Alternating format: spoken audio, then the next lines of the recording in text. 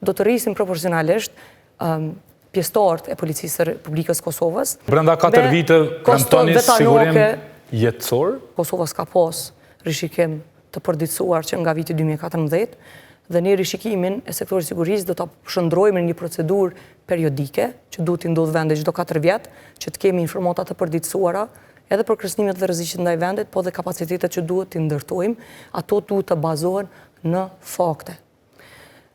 Tjetra është që duhet të ndërtojmë edhe kapacitetet digjitale për të përditësuar informatat edhe në kohë reale, sepse përderisa rishikimi i sektorit sigurisë për arsye procedurale dhe buxhetore dhe planifikuese duhet ndodhë çdo 4 vjet, ne dimë që sot jemi në kohën e inteligjencës artificiale dhe informata duhet të kemi në dispozicion në kohë reale për t'ia mundsuar qeverisë së Republikës Kosovës të marrë informata dhe të rialokoj buxhet dhe kapacitete njerëzore teknike aty ku duhet sipas nevojave që kemi.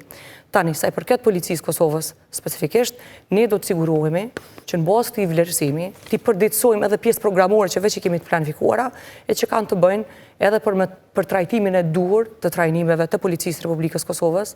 Ne dimë që ka pas ndryshime edhe në formën si trajnohen, shkurtime të trajnimeve dhe shumë e rëndësishme që për sigurinë personale të policëve të Republikës Kosovës, po edhe për sigurinë e qytetarëve dhe për ngritjen e nivelit sigurisë në vend, duhet të rishikojmë pjesën e trajnimeve që të sigurohemi që secili pjesëtar i Policisë së Republikës Kosovës ka në dispozicion nivelin e trajnimit që i nevojitet për pozitën që ka.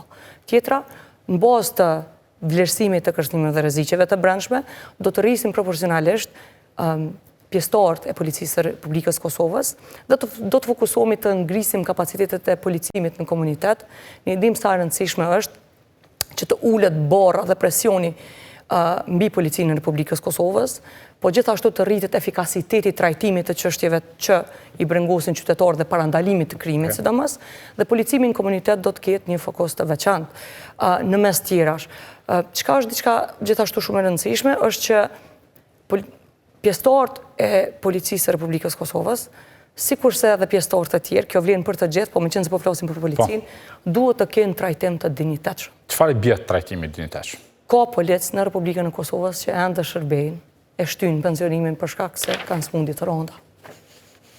Përderisa po flasim. A keni plan çfarë bëni me këtë? Ne se zoti Dugolli tha që kanë plan pensionim parakohshëm që ofrojnë për ata që çështja e pensionimit të përshkallëzuar te programi i Partisë Demokratike të Kosovës vlen për të gjithë ata që kanë pas sfidën e mungesës së përshkallëzimit, sepse ka pas